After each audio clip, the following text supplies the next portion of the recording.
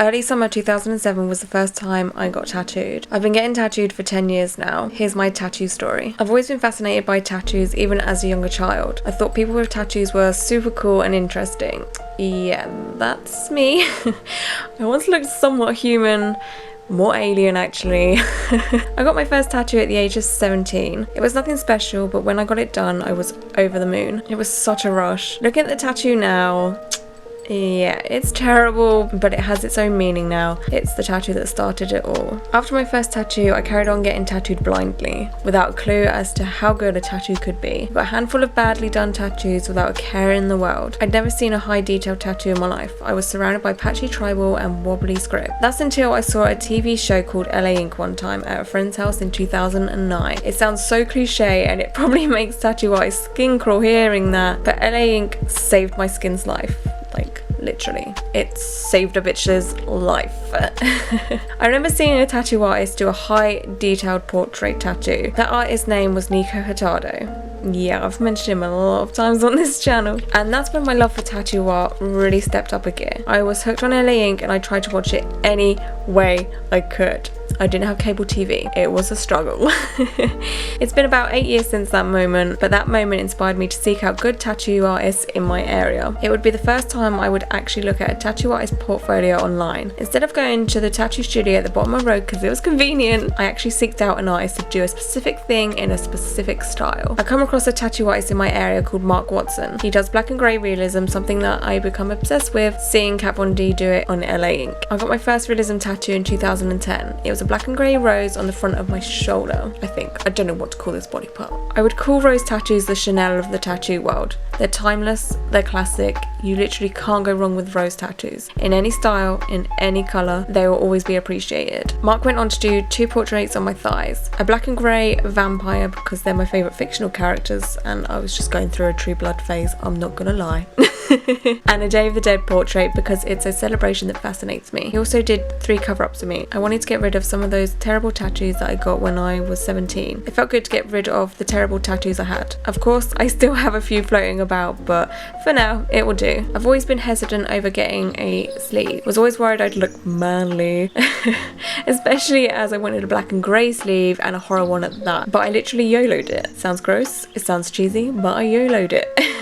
I thought, what do I have to lose? I'm going to just go for it. My black and grey sleeve took a year to do, with a session each month. It was a process, a creative one, working together with Mark to come up with spooky ideas and placements. I enjoyed every minute and it was definitely a definitive moment in my tattoo lifetime. It's the time I chose to look tattooed. All my other tattoos were pretty hidden and scattered, so I just looked like a person with tattoos.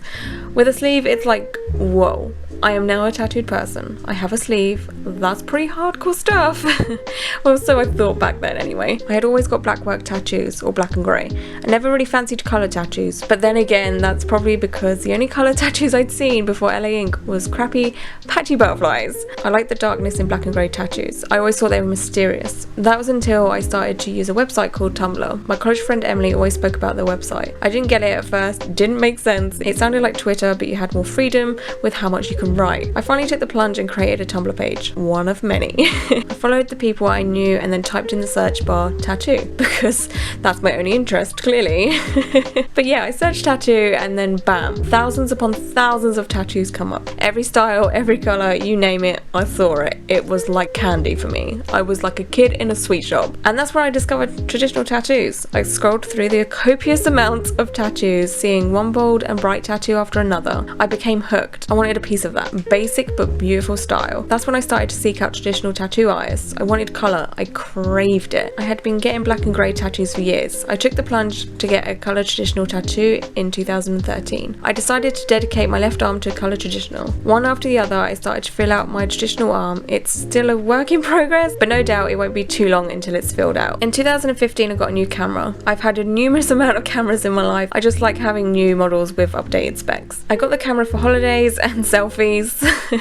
No shame. One day I was bored and had been thinking about doing YouTube for a bit, and as my new camera shot in HD, I thought, fuck it, let's make a video about the things I go through being a tattooed person. Working in retail, I get comments about my tattoos on a daily basis, and I use those to make my first ever YouTube video on this channel, 10 issues that all tattooed people have. I studied media in school and college, and my favourite thing to do was edit videos. Once I'd finished filming that video, I was so excited to edit again. I continued to make videos here and there about tattoos, because, you know, that's what my life is. I really enjoyed it, and people who I didn't know started to watch and comment on my videos. I was so excited that people could relate to what I was saying and had the same passion about tattoos as I did. I have no friends that are as tattooed as me or as obsessed with tattoo art just like me. So when these people started to comment on everything I uploaded and continue to support me, it gives me this warm fuzzy feeling that I'm not alone anymore. It's what I've always wanted for the longest time, to have a group of people to talk about tattoos with, to share tattoo artists' work and fangirl over line work and shading, to see other people's tattoos and hear their tattoo stories, or even just to get excited over booking a tattoo appointment. Ever since picking up the camera 2 years ago, my tattoo journey has changed, and for the better. I started to discover artists from all over the world thanks to Instagram. I'd always stick to the artists that I knew locally. Then I stumbled across Rutherford. I'd never seen tattoos like hers before. They were so bold and so colourful. Her designs are so cute, and what I always call the other side of me. I have my dark horror side, and then there's the cute girly side of me. I took the plunge and I emailed her and I booked a tattoo with her summer last year. I gave her 2 choices of what tattoos to do, and I found out what I was getting done by her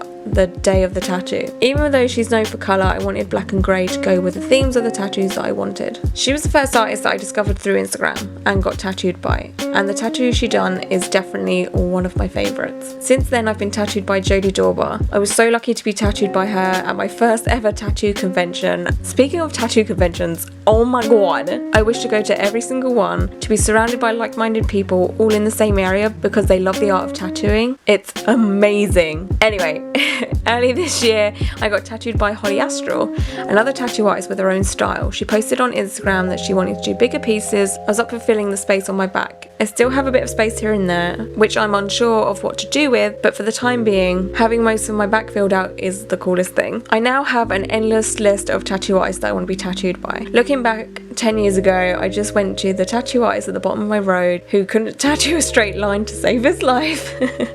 It's crazy how much things have changed. Back when I was younger, there was nothing out there to help me with tattoos that was easily accessible, and now I'm getting messages and comments from people who watch my videos saying thank you for helping me, your advice really made a difference. If me getting crappy tattoos 10 years ago and learning from my mistakes and then talking about them to prevent people making the same mistakes has even helped one person, it was also very worth it, and I wouldn't change a thing.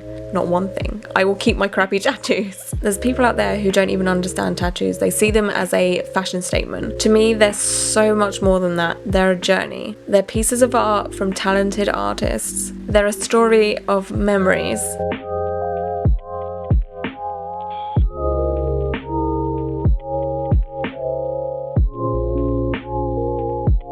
They're symbols of my favourite films.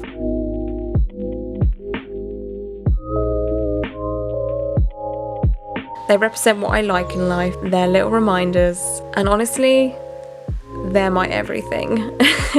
That's my tattoo story. What's your tattoo story?